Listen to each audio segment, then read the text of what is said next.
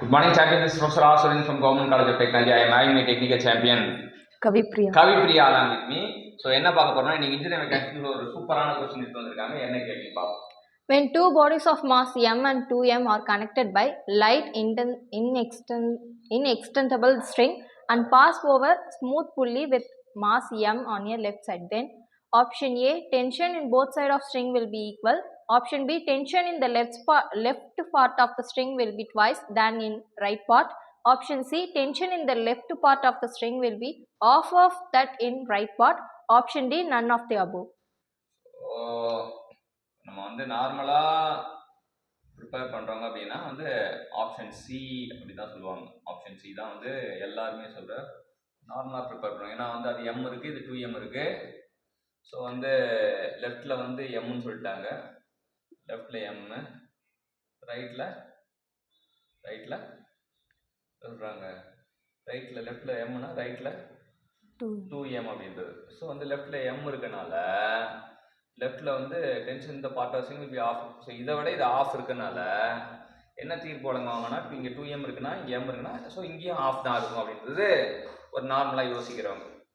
ஆனால் வந்து இந்த இன்ஜினியர் மெக்கானிக்ஸ் படிச்சுட்டு யோசிக்கிறவங்க என்ன பண்ணுவாங்கன்னா, இங்கேயும் டென்ஷன் டி தான் ஆக்ட் ஆகும், இங்கேயும் டென்ஷன் டி தான் ஆக்ட் ஆகும், மாசை பொறுத்து மாறாது அப்படின்னு சொல்லிட்டு இது பண்ணுவாங்க. மாசை பொறுத்து மாறாது அப்படின்னு சொல்லுவாங்க. ஸோ எம் இங்கே எம் இருந்தாலும் இங்கே 2m இருந்தாலும் அங்கே டென்ஷன் டி தான் வரும் அப்படின்றது தான். இப்போ first option A is the right answer. Tension இந்த both side of the string will be equal. இது ரிலவெண்ட்டாக ஒரு ப்ராப்ளமே போட்டணும். ஸோ இது எப்படி நகரும் அப்படின்னு பார்த்தீங்கன்னா வந்து இது கீழே நகரும், இது மேலே நகரும் அப்படின்னு சொல்லிட்டு ஒரு ப்ராப்ளம் போட்டிருந்தோம். ரெண்டுமே இது இங்கே கிடைக்கிற இங்கே மேலே நகரும் அப்படின்னா மேலே நகரும் போது நமக்கு என்ன ஆகும் அப்படின்றது பார்த்தீங்கன்னா, ரெண்டு பேரில் யார் தெரியும் அப்படின்னு பார்த்தீங்கன்னா, இவன் வந்து மேலே நகர்றான் அப்படின்னா என்ன அர்த்தம், டி வந்து ஜெயிக்கிறான் அர்த்தம். டி மைனஸ் இது மாஸ் தான் கொடுத்துருக்காங்க, mass into gravity equal to MA equation 1 எழுதுவோம். இங்கே என்ன ஈக்குவேஷன் எழுதுவோம் அப்படின்னு பார்த்தீங்கன்னா, இங்கே கீழே நகர்றாங்க, அப்போ 2m தான் அதிகமாக இருக்கும். 2mg minus T equal to MA.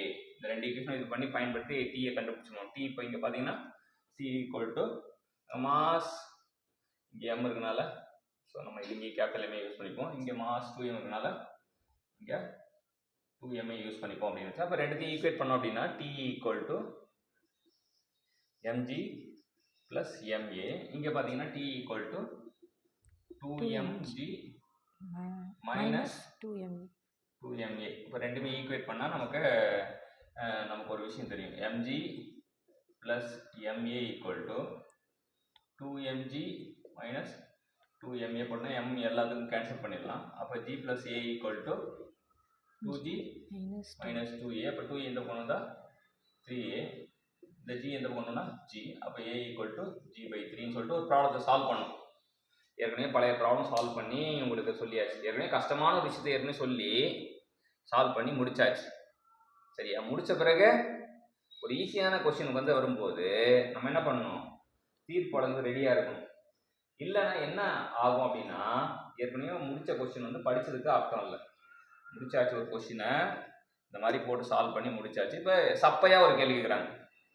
ஏற்கனவே ஒரு ஜாம்பவானே அடிச்சிட்டோம். இப்போ சப்பையாக ஒருத்தவரும் என்ன பண்ணணும், ஓங்கி அடிக்கணும்.